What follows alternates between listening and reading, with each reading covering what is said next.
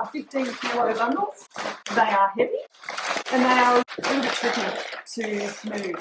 I lay my paper out, use my box cutter to slice open the paper, and I close my box cutter up before I place it back into my apron.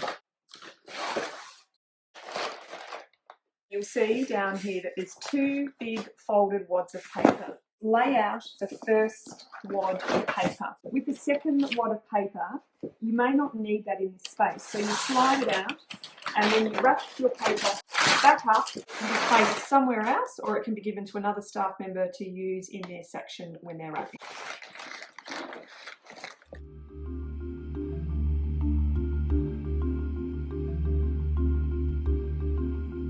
You will have sent a couple of boxes of paper which has been pre-scrunched. That's the paper that you would use first to pad your boxes. You've got your box, you use your box cutter to undo it, close your box cutter up again, pop it in your pocket, and you start scrunching the bottom of your box. Have them side by side so it's nice and close. And what we want to do is transfer the paper into the box, and we want to transfer enough paper so that there is a good 10 centimetres worth of scrunch and padding at the bottom of the box. The reason for that is when removalists use their trolley and pop it under the box, the first thing that the trolley is going to hit is the scrunched paper and not what's in it.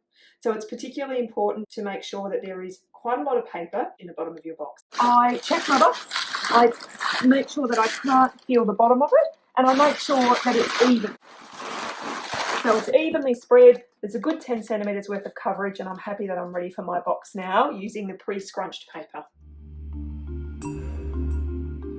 On some jobs, we may not be able to send pre-scrunched boxes, so you will need to scrunch up the paper first. To do this quickly and efficiently, you just pick up 2 pieces of paper and you scrunch it up and you place it under your arm. Then you do another 2 pieces and scrunch it, pop it under your arm, and do another 2 pieces until you've got a pile of scrunch under your arm. Bend down and pop it into your box.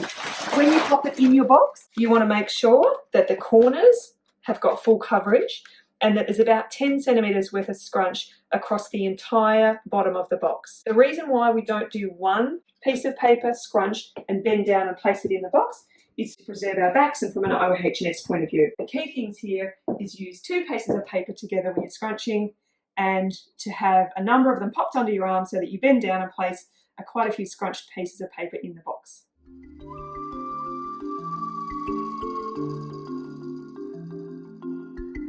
There's a number of different areas throughout the box where you will use scrunch paper. As we've just shown here, the first one is when you place scrunch at the bottom of the box to ensure there is enough padding between the bottom of the box and your items that you're packing.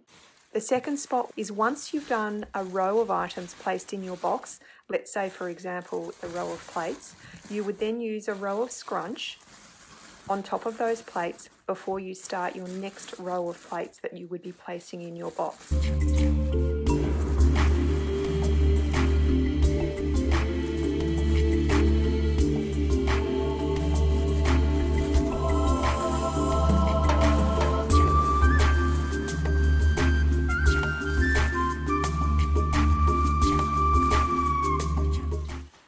The third spot where you will use scrunch is at the top. When you've finished packing all of your items, you place a row of scrunch before you seal the box so that there's enough padding between the item and the top of the box. And the final spot where you will use scrunch, you may place loose scrunch throughout the box so that items can't move when the box is uplifted.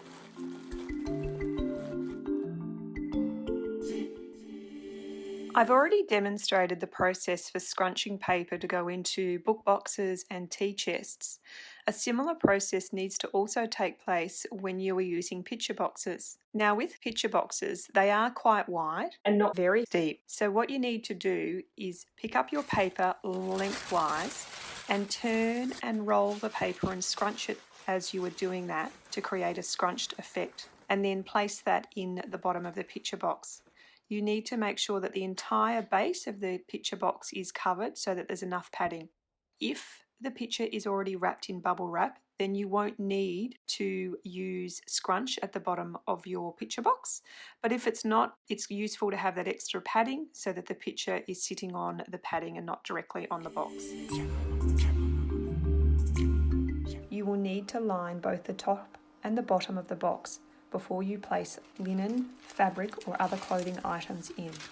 That way you know that the items are being placed onto a clean surface. You would get a sheet of paper and fold it according to the size of the box, whether that be a book box or a tea chest.